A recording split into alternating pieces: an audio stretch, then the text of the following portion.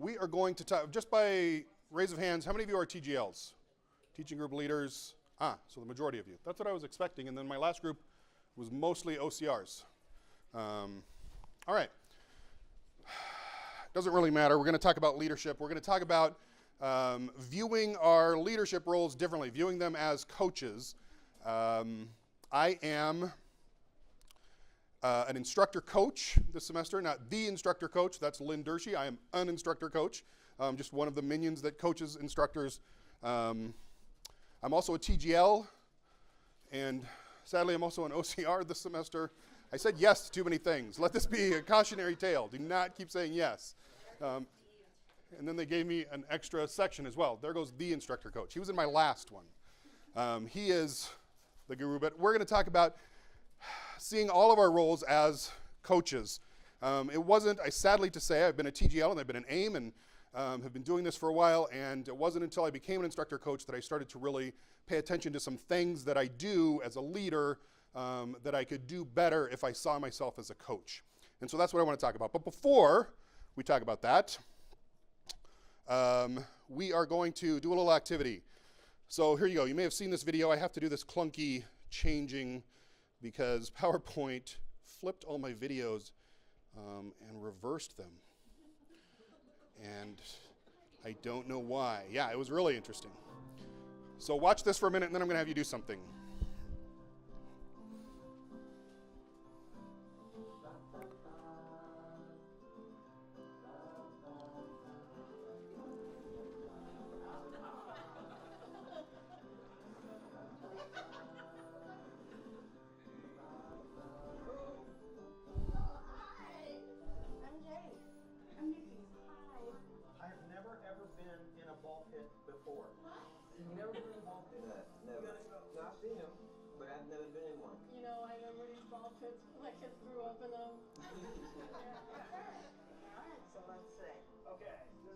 Share 3 things on your bucket list. The first one is to go skydiving. I want to go skydiving. You ever had those dreams where you're just like floating and you're flying and everything? Scuba diving is just exactly that. Don't you get afraid of drowning or being underwater or getting attacked by an octopus or any of those things? I want to learn curling, like that Winter Olympic sport. Oh, alright, we can slide the... Yeah, and then like bowling and sweeping. Find one thing you have in It's common. like bowling and sweeping. Do you play sports? Two good things. Not currently. I play soccer, so Alright. Actually, I play the drums. Do you play any instruments? I quit everything I ever tried.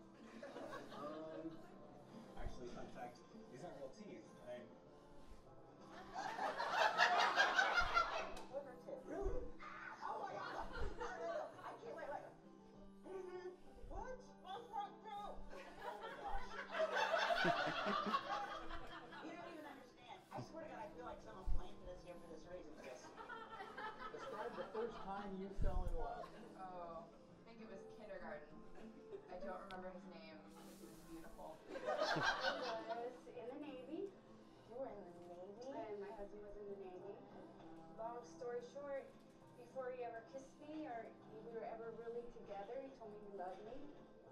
24 years later, we're more in love and we're better friends than even from the very beginning. That's true love at its finest. Talk about someone who inspires you. Is it all right to talk about somebody that's a religious character? Yeah, why not? This is our ball field. We can talk about whoever we want. Jesus. Alright, just my peers. They're all creative in their own ways and have their own realities and own lessons. I just grow from everybody else's as well as my own. Martin Luther King, I think, because the fact that we're sitting in this box together is a big deal, you know. You know who inspires me, believe it or not, is my daughter. She is everything I ever wanted to be. All right. Talk about the experience that changed your life. Oh, that's a good one. After my wife decided that it was time that we split, I started to have a different perspective on life. I saw women differently. I saw relationships differently. I think I became more appreciative of women. How old do you say you are? 20? Yeah. Okay. At the age of 21, I was diagnosed with multiple sclerosis. rug out from all my friends. It really changes the way you look at things. My grandmother has it. Who does? My grandmother. There's our comment. We found the comment. We found the comment. That's why I was still here. We found the comment. Oh, create a secret handshake. Okay, but nothing was spit. There you go, Pam. So this. And then whoever gets on the top gets a flag. Oh, now I forgot what it is. Like maybe a little twitch in the middle. 1, 2, 1, 2. I did. All right, we did it. Awesome. I actually had a lot of fun. I was a little bit nervous because normally you don't hang out with strangers in ball pits. I got to meet you. It was really nice to meet you. You too. Oh, nice to meet you. I'm really impressed by you. I was worried that I would start talking to you like a mom. I don't know if I did. Oh. Nah, you didn't. Trust me, you did good.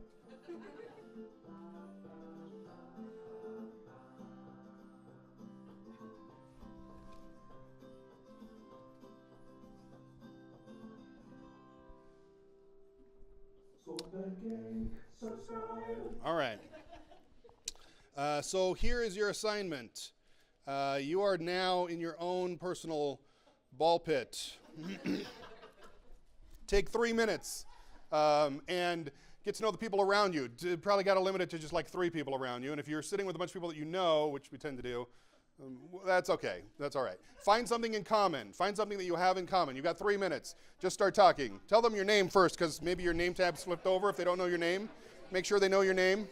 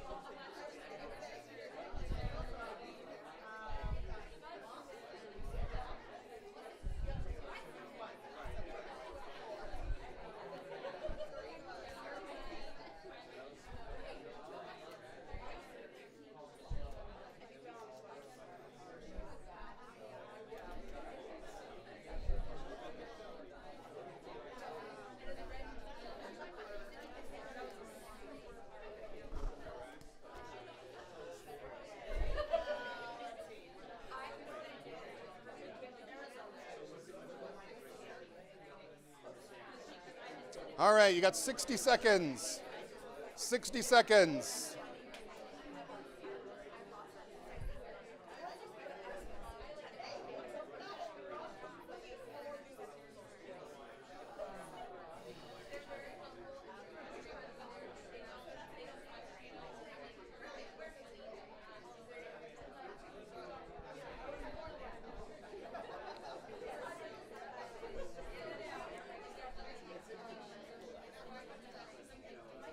All right. Justine and I have both been to Honeyville, Utah. Although you lived there, I did not. I was just there again, stopped in.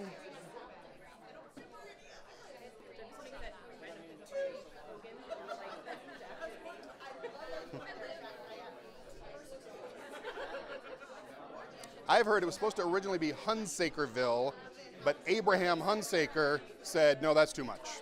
So they're like, oh, okay, Honeyville. Hunsakerville, yeah. He's got like 20,000 descendants, including my kids, and yeah. Really? Yeah. Yeah. That's some common ground right there. It's no flipper tooth, but. All right, 10 seconds. 10, 9, 8, 7, 6, 5. This has got to be great video. Yelling into my microphone, counting down to 1. Not great. All right, here we go. How'd we do? Share with me some common ground.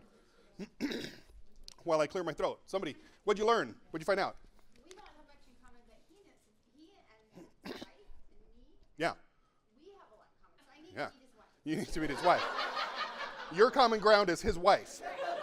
All right. Perfect. Anybody else? What else did you learn?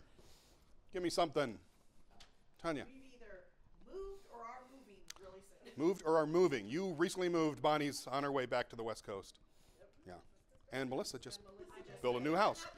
Built her new house. All right. Fabulous. We did that for two reasons. One, because it was fun, and I think we should get to know people while we're here. I came to my very first conference, and I was a little intimidated by all these people that I didn't know, who seemed to know my name. I was wearing but more than just because I was wearing a name tag. Anyway. As leaders, our relationship, our common ground with those that we lead has to be the foundation for everything that we do. You've got to have that to be able to do any type of coaching at all. As an instructor coach, one of the hardest things for me each semester is starting off with new coachees that I'm working with and trying to build that trust with them in the first few weeks so that they will trust me enough to allow me to be a coach. And sometimes that never happens. Hopefully we're able to do that in the first few meetings, but that's one of the biggest challenges. And one of the easiest ways to do that is by finding some common ground. So all of those get to know you asynchronous discussions that you have each semester, and if you're a TGL, you're like, I can't do this again. I can't possibly have us all do this again. I'm going to ask a specific question, or all right, this time it's 2 lies and a truth, or whatever you have to do. Keep doing them because you have to do that common ground, and instructors need to feel that common ground in order to get to building a relationship of trust, and then also all of those icebreakers that we encourage you to do in meetings. I have had instructors who say, we spend 5 or 10 minutes at the beginning of each meeting doing this icebreaker, and I really feel like it's a waste of time. It's not a waste of time. What we're trying to do, again, is to build some common ground. So that's the foundation for everything we do as coaches. On top of that, what is coaching? When I say coaching, what comes to mind? What is coaching? Why should you care? And I'm not just trying to get you to do my job. And I realize you're all very busy. When we say coaching, what do you think of?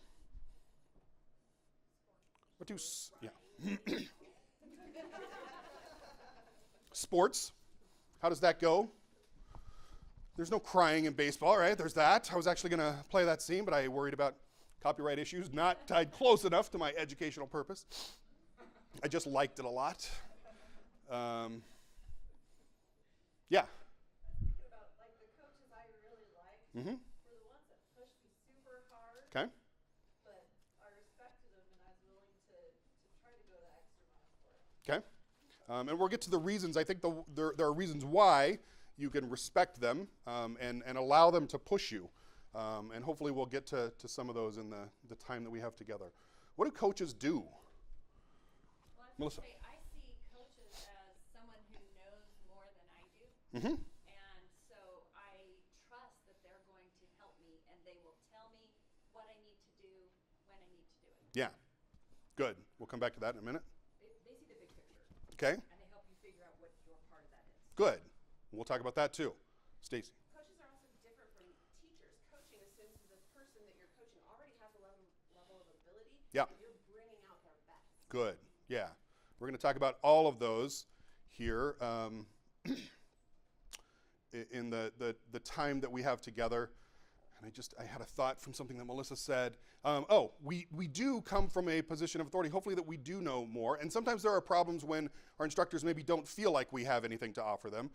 You get Bonnie Miles as your TGL or your assistant instructor manager, and you think, Bonnie Miles, she looks like she's 14, for goodness sake. Right. And so there are instructors that struggle with that. We know you got to overcome that. You have to help them to understand that you do know something and you can help them. And everybody that's a TGL, I've been involved in that process of helping to choose TGLs. There's a reason why you're a TGL, and it's because you have something that others have seen that we believe you can share and help to grow what we're doing. All right. Before we get there, I don't want you to feel like, and I'm going to say this several times, I don't want you to feel like I'm trying to add to your to-do list. You have a crazy long to-do list. Like I said, this semester, unfortunately, from having said yes too many times, I'm a TGL, an instructor coach, an OCR, and I'm teaching 2 sections, and I'm driving to Idaho, which was insane. This week is terrible. But you all have too much to do. I'm not asking you to do anything more. I'm asking you to do what you do as a coach, to start to see what you do as a coach, and I promise you it will change the way that you do things. It won't add more stuff to do, but it will change the way that you do things. Here's a question for you. Those two tabletops, the tops of the tables, are they the same size? And by same size, I don't mean the same area. I mean dimensionally, the same width and the same height. No. Bonnie knows me well enough. Bonnie, your answer should be just based on knowing me. They are, yeah. What's that? Depends on your perspective. They're exactly the same dimensions. For my last group almost like went and got pitchforks. They were like, no way, those are not. I'm going to check this on the internet. Here we go. I'm going to show you. How did I close that? I did. All right, give me a second. Too many files. Too many jobs. Here we go. So I actually worked this out for you. I'm going to show you. I promise you I'm not tweaking anything here. I'm merely copying, making it semi-transparent, and moving one tabletop to the other tabletop. I am not tweaking any of the size at all. I promise you. That's what you're going for as a presenter. Whispers of liar from the crowd. And now I'm going to move it back. It is the same tabletop. I'm not tweaking it. Like when I turned it, I just turned it. I didn't change the size, the dimensions at all. I promise you. They are the same size. If you had a ruler, you could come up here and you could like measure. They're the same size. They're the same width and the same height. Bizarre. I show you that because I want you to realize that I'm not asking you to do anything different. I'm asking you to see things from a new perspective. What are all the things that you have to do? We're going to talk, I know that we have OCRMs in here and OCRs and some AIMs, but as a TGL, we're going to focus on that. And the majority of you are TGLs. If not, you have a TGL or you've been a TGL, you know a TGL. What are all the things that TGLs are asked to do? Just give me a laundry list of all the stuff you do. Up there. Mentor. All right, you're supposed to spend 3.5 hours per week as a TGL if you have 10 instructors. That's the way I do the math. Bonnie could figure it out. There's a whole formula. It's not a complicated formula, but yeah. If you have 10 instructors, you should be spending 3.5 hours a week as a TGL. What do you do for those 3.5 hours? Tell me what you did this week, last week. Maybe last week's better. Responding to all those weekly reflections. Asynchronous discussions, setting those up, getting on there, replying. What else? Phone calls this week. You've got a GSR. Weekly emails. It feels like you spend a lot of time reporting and replying and emailing and calling. I worry, sometimes I feel like I'm spending too much time feeling like an administrator. That's really small. This is from my contract as a TGL, your contract. It's the same contract. I don't get a special contract. I should get a special contract. The James contract for doing too much. What stands out to you about this contract if you can read it? Those are all your duties as a TGL. Mentoring is 50%. Tory Black says we're doing 75%. I wanted to go on record that it was Tory Black. 75% of our time is doing administration, or at least it feels like that. It certainly feels like that to me. It certainly doesn't feel like I'm spending half of my 3.5 hours per week mentoring the instructors that I'm given charge of. Does it feel like that to you? Maybe it does. If it doesn't, what can we do differently? I'm not asking you to add anything to those bullet points. We can't possibly add more stuff to your to-do list. But the things that you are already doing should be mentoring. And if you approach them as a mentor and not as a coach, I believe that you'll start to see things differently. So starting off, let's talking about seeing our roles as leaders, whatever leader we are, to being a coach for those that we serve. The first thing, and the reason for the whole ball pit activity, is that we've got to find common ground so that we can build trust. So that's number one. And then After that, we're going to switch gears here. The conference theme is leading as the Savior leads. And so we're going to look at the Savior leading, and I want you to do that with an eye toward assessing how he does as a coach. And I don't want to be blasphemous, and this is one of my favorite scenes from the New Testament, one of his exchanges with the apostles, but look at what he's doing from the perspective of a coach. I think we can do that and not be disrespectful. All right, here we go. My clunky playing a video again.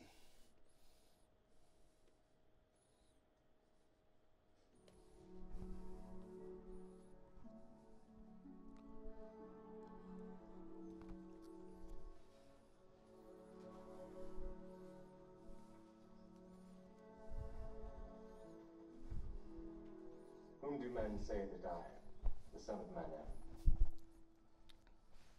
Some say that thou art John the Baptist, some Elias, and others Jeremiah, or one of the prophets.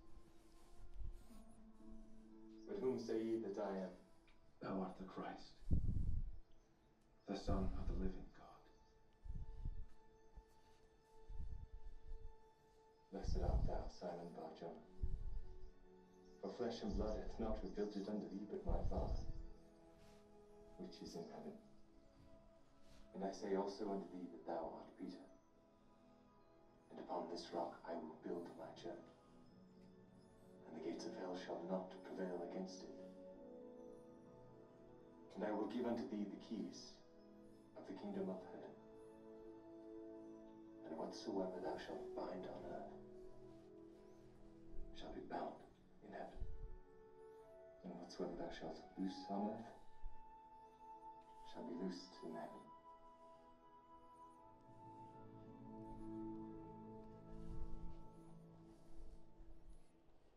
All right. From a coaching perspective, what did he do? What stood out to you? Asking questions. Good. That's the very first thing. And if you think about it as a coach, if you're trying to coach people, rather than just be the authoritarian, cracking the whip, telling them what they need to do, you're going to ask questions to try and help them to get to answers. So he asks questions. What kinds of questions does he ask? Open-ended questions. Very true. What are they designed to do? Instill thought. We would say encourage critical thinking. Okay? It's definitely trying to do some of that. Bonnie? Open-ended questions about the Holy Ghost, Peter's instruction to you. Good. He's trying to ask them a question open-ended enough to allow the Spirit to also be present and to help them to see the answer. All right, what else? What else does he do that a good coach would also do? He asks questions. I'm sorry? He builds on their answers. Okay, so he affirms what they say, builds on their answers, helps them to know they're on the right track. What else does he do? For Peter. Praises him. Yeah, huge part of coaching. There's got to be some praise involved. He praises and affirms Peter. Blessed art thou, Simon Bar-Jonah. Yeah. Promises him. Makes him specific promises. Okay? Stacy. In praising him, he doesn't just say good job. He tells him exactly why what he said was right. Yeah. Because my Father revealed this unto you. So he identifies what Peter did right. Yeah, he does. We could go into mindset feedback and all of that. There's that going on here. The thing that he's praising. It wasn't in this clip, but because he's done all that, later he's going to say to him, "Get thee behind me, Satan." Yeah. To people. Yeah. And it's not going to vex Satan. Okay. And so sometimes coaches have a way to get in your face and sort of wake you up. He's built him enough that he's able to do that. Bonnie, you had your hand up? I was saying with his question, it was kind of like with Ammon, where he asked questions to understand what their level was, what their understanding was. And he couldn't instruct them until he understood what they knew. Okay. And so then, yeah. I think he's also, it's a portrayal in the video, but I think it's important that he's on the same level as him, so it doesn't come across as like he's talking down at him. Yeah. You're like me right here. Yep. They're sitting there equals. He also accepts them exactly where they're at. Yep. And takes them from where they're at and helps to raise them. How does he help to raise them? I think through their own self-reflection and then through his feedback. Okay. What's he doing there? And he says, And I'll give you the keys. That's a key to the ball that I'm asking you to find. Give them more responsibility. He's trying to empower them, right? He's trying to empower them. And that is definitely something we want to do as coaches. And if we go back to what Elder Bednar said, how do we get power? Action, by acting, right? And one of our leadership principles is inviting people to act. When we're inviting our instructors to act, we are in fact trying to empower them, allowing them to gain power themselves to do these things that they need to do. We've got to invite them to act because that is a key that unlocks the power for them to be able to do this. And then what does he do finally? Here. He shares with them what? Vision. So as coaches, we've got to have a vision. We've got to be able to have a vision, and we've got to be able to share that. He helps to lead them to seeing that vision. And it's not just a vision for the kingdom. What's the vision of? It is that, but it's more. It's what? Yeah, it's how their role in that. Here's the vision, and here's the part that you play in this. Here's what you're going to do. Wow. That's empowering when they know the vision and the role that they play in it. And if you think about that, now taking that from this perfect example down to what we do as leaders, how can we do those very things, those same exact things that the Savior is doing, and the way that we do them is through coaching. And I think it's really these 5 key points, and there are probably more, but these 5 key points that you've identified here, that common ground and the fact that he's sitting there with them and has been spending time with them, that is what he does. Discipleship is a form of leadership that means spending time with those that you're leading. Asking questions to encourage self-learning, praising sincerely, empowering them to succeed, and essentially empowering them to act is what I had there originally, and I changed it last night. And after Elder Bednar, we watched that. I wished I hadn't changed it. And then sharing that vision. All of those things are things that we can do as leaders, and that you can do in things that you're already doing. That 50% mentoring, it's this. So let's look at things that you already do where we can do these things, and let's look specifically first at asking questions. So tell me if you see blocks or words. How many of you see blocks? Well, actually, how many of you see words? Oh, wow. All right, maybe this didn't work. Until I said words? Really? You guys are really fast. It still takes me a while. I still have to sit there and go, wait. Okay, what didn't you see? You never saw words? Are you helping me? You didn't see anything? Did anybody not see the words? I just need one person. One person didn't see the words. All right, now you're going to help him see the words just by asking questions. All you can do is ask questions. So we only have one guinea pig, and this will go probably pretty fast. Tori did not see them either. We're going to help Tori see the words. You can only ask questions. What question are you going to ask before I flip it over? Give me a question. Okay, that's your first question. You're focusing on the black or the white, and she said the black. What's the next question? You can only ask questions.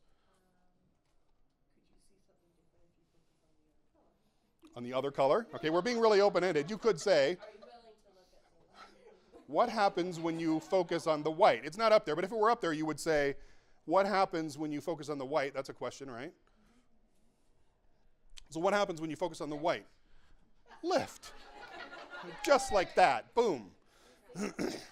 You got it? If you're looking at the white, and it's the white where? The white, look at the white. Are you looking at the white where? Between the blocks? That would be the question. If you look at the white between the blocks, if you saw this as limiting it on each side. So just by asking questions, we can help them to see. And this is a super simple example. Unfortunately, when we're leaders, these questions can end up sounding condescending. We're being intentionally obtuse. I don't know. People, it takes some finesse to ask the right question. You can't just say, what do you think would happen if you participated more in your discussion board? Why would it be better if you posted an announcement each week? You can't be that basic. We're going to be offensive. But there are questions that can get to those very issues that you can ask. And why is it better to ask a question rather than say, look, here's what you got to do. Let's take, for example, you're a TGL. You go for your first Little drop-in course visit, week 1. You notice that you finally make it in on Friday of that week. That's not unusual. And you notice on the Get to Know You discussion board, which the instructor notes say the instructor should reply to every student on that board, you notice they've only replied to 3 students, and it's Friday night. What questions could you ask to help that instructor? What would you do? First of all, how would you do this? Yeah. Excellent. There's a very open-ended question. Tell me about your students. And what are they going to do? What's that going to cause them to do? They're going to reflect on the fact that they don't really know their students yet because they've only replied to 3 of them. Or Maybe. How is your discussion board going? How's that Get to Know You discussion board? I notice in your class they ask you to do that each time. How's that feeling to you? I know sometimes that can feel like you're playing whack-a-mole. You respond to 1 and there's like 5 more that pop up that you then got to reply to that first week. You can ask them those types of questions, though, and not be condescending. And what if they say, you know what, I do lots of things in my course to connect with my students, and I don't always reply to everybody on there. I just don't think it's all that important that first week, just for them to get a minimal reply from me. What would you say? Bonnie, having come from a college athletic background where coaches are not asking kindly questions, they are yelling at you in a swimming pool, would say. Now, go to the instructor. That is what Bonnie would do. She would go to the instructor. How could you lead them to the instructor, or the principles in the instructor handbook at least, asking them questions? Is there a way to do that? There is, I will tell you that, just like the table is the same. Yeah? Okay. And some of them will respond back, I respond to every single one of them personally in feedback. Yeah. Okay, and then we can discuss that. Oh, that's great. Have you looked at the instructions and how you balance that? And just get them thinking about maybe some other ways that they can start approaching it the way we've been asked to. Okay. Gives you a chance there to praise and to affirm the good things that they're doing. And we certainly want to do that. And then also an opportunity to say, I notice your instructor notes say they'd like you to respond to everybody. And you could even ask, this might sound a little, I don't know, why do you think that's in there? Why are they asking you to do that? What's the purpose? And they may not be able to see it. So what if they don't see it? How could you help to guide them to the purpose? What is the purpose of responding to everybody on that board? Tori? Tori's confused. Oh.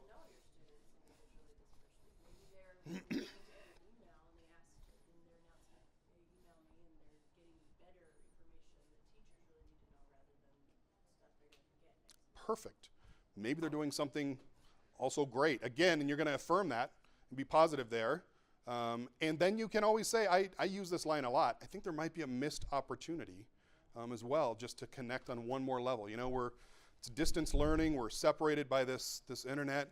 There might be just another chance to connect with that other student who didn't really feel it through the email. I don't know. Bonnie and then Melissa. Oh. Or should she outrank you? Melissa and then Bonnie. I don't know if we're doing that. I don't think so. No, okay. It's Bonnie. Sometimes I've come across that, and especially with the discussion boards, it'll be like, well, you know, like with feedback, they can't reply back to you. Yep. And so the discussion boards provide the opportunity to actually have a discussion with them. You can ask questions in all discussion boards. You can't really do that in your feedback where they can get back to you on that. So Yeah. I have got, yeah. Go, Melissa. I was just going to say that, you know, that circumstance where they are doing things one-on-one with those students, the other part of developing relationships is with students and among students. Mm-hmm. So when you're actually posting on those boards, it's helping students get to know each other also. So it's like, hey, we can look at this standard in another way. Yeah. And your job here, you're trying to help them to see this, trying to unlock in their own minds the importance of this. And so asking questions is the easiest way to do that. Sometimes you just run up against a roadblock, and the next question you're going to ask is going to sound dumb because you're just being too obvious. But you can share vision with them. You can share with them this idea of, you know, that is great that you're responding by email or in feedback individually to your students. That's such an important component of this, that one-on-one that they get. It takes a lot of time. You know, discussion boards are really a multiplier for you. You can respond there. Other students are going to see that, and they're going to know that you love everybody in that class. Maybe you are responding to another student and they notice this connection that you're making there. And maybe you're connecting one student to the other. You know what? So-and-so is also from your hometown, or so-and-so also served a mission there. You're now developing relationships among those students. So they serve a different purpose, and you can help your instructors to see those additional purposes. That's all part of coaching. And if you see your initial course visit not just as something that you've got to get done so that you can check that box on your pre-semester checklist for your TGL checklist that you got to get in on Monday after week 1, if you see it instead as, all right, here's my coaching opportunity for this week, what am I going to do? Where are the opportunities here for me to really coach some of my instructors? And I promise you, as you start to view it that way, as you ask yourself that question, how can I coach through this activity that I'm about to do? You will begin to see opportunities where you really can spend 50% of your time mentoring, like it says in your contract. All right. Praising is the second thing. We talked about asking questions, and we've talked a little bit about praising. This doesn't specifically talk about praising, but I love this quote from Elder Holland. I have it up on my wall, along with a bunch of other quotes, but so that I can see it when I'm responding in emails, and anytime that I'm sending anything that I worry might sound critical or might be a difficult conversation, I go back and I look at this again, especially where it says, speak hopefully, speak encouragingly, and then our words, like our deeds, should be filled with faith, hope, and charity. And I've asked myself, I've looked at my emails, are my words filled with faith, hope, and charity? If you think back to the example of the Savior that we just saw, his words were filled with faith, hope, and charity. His love for Peter is obvious. His hope for the future is incredible. And the faith that he has that not only is the kingdom of God going to be built on the earth, but that these, 11 of them at least, this homeless football team that they look like perhaps, is going to be able to build the church. He has that faith. He knows they can do it. Look at your words as you're doing this. If you are taking them to the handbook, as Bonnie says, are you doing it with faith, hope, and charity? And if you are, then you're coaching. That's going to be coaching that's going to encourage and affirm and help them to move, to improve. Empowering them to act, as we just talked about. Elder Bednar gave us the key. The key is that by acting, we receive the power. So when we invite our instructors to act, we are in fact empowering them. It's another way to allow them to gain access directly to that power. They don't need us. We're coaching them to act in the office in which they are appointed in all diligence. And as they do that, not only are they more likely to rise to the office that they've been called, as instructors in this case, but as Elder Bednar said, they're going to be empowered from on high. Their acting is going to enable them, unlock keys to power for them to be able to do the things that they need to do.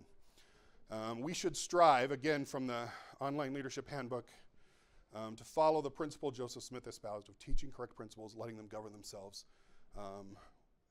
This is another empowering them with vision, empowering them by inviting them to act, empowering them here by making sure that they have access to all of these resources. Nobody's better than that, than Bonnie Miles, and making sure that her instructors know. You get one of her pre-semester emails, it has everything that you're going to need as an instructor to survive that semester. It's a toolbox to help you to get through everything. And we can do that. If we see that pre-semester email not just as, oh, I got to get a pre-semester email out because I'm going to be asked about that in my TGL checklist, if we see it as, what's my coaching opportunity in this pre-semester email? How would you draft that differently if you're coaching? One of the things that you're going to want to do is empower your instructors to succeed that semester by giving them all the resources that they're going to need. It will change the way that you draft your pre-semester emails. All right.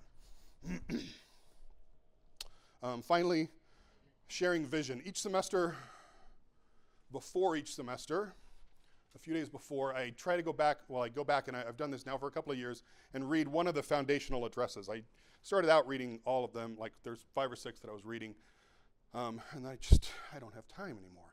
So I read one. This is the one I read this semester, Steady Upward Course. You've all seen it multiple times. You're familiar with this. I love that final blessing down there. from President Eyring. I further bless you that you may have the capacity to influence others. I bless you that you will be a lifter, a teacher, and a leader. He's talking here to students and faculty, specifically talking to faculty. He's talking to you. Help your instructors to see that vision. Anything you can do to take them to that vision will help to, again, to lift your being a coach. So now let's talk about some specifics. We've got our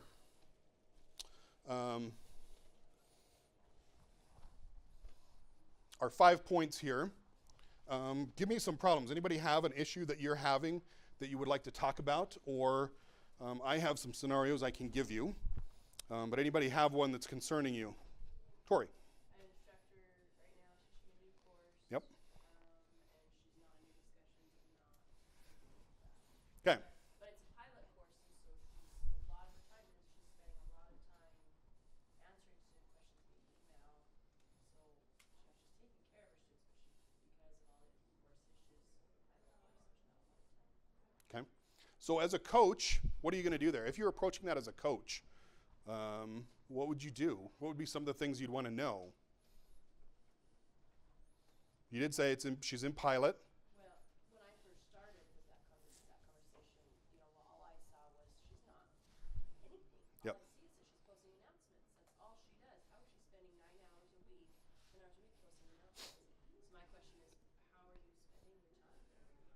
Okay. And that's when I found out, well, this course is challenging. Okay. So then where do you go? Stacy? Even further, and I'm sure Tori's done this, you could ask, what are the specific challenges that you're dealing with in this course? Obviously, you're having trouble getting to your discussion boards, you're having trouble getting to, the Yeah. feedback. What is taking up your time, and maybe how can I help you? Yeah. As a coach, you want to be able to break this down and see, all right, where's your time? Are you tracking? Can you tell me how much time are you spending? Because we may need to talk to course development about this. There's a problem here. It's not the course you're teaching. You can go in the course notes and you got to figure out what the expectation is, how much feedback and how much participation in the discussion board. It varies per class. Right. Look at the expectations, definitely. You're going to want to know that. What else could you do? I have another scenario. Okay. Yeah. My thought is, like, is there a way to combine the emails that you're getting? You can direct those to the discussion boards so that you're not doing individual Yep. questions. If they can end up there, then you're doing it all. Right. But in a way that more people are seeing it, you can end up answering lots of questions. Right. One of the concerns, I mean, as a coach, you're coming in this lovingly coaching. You want this person to succeed. You want these students to be well served. You're an advocate for the students as a coach as well. But how can we use this? You know, you're spending so many hours doing this, and these other areas are being neglected. Is there a way to direct some of those emails to a course questions board? And if there's not a course questions board, can we talk to the course council about a course questions board, for goodness sake, and getting things directed there? So again, that there's a multiplier effect of your answers and not spending 9 hours with each individual student, but spending that time with the whole class.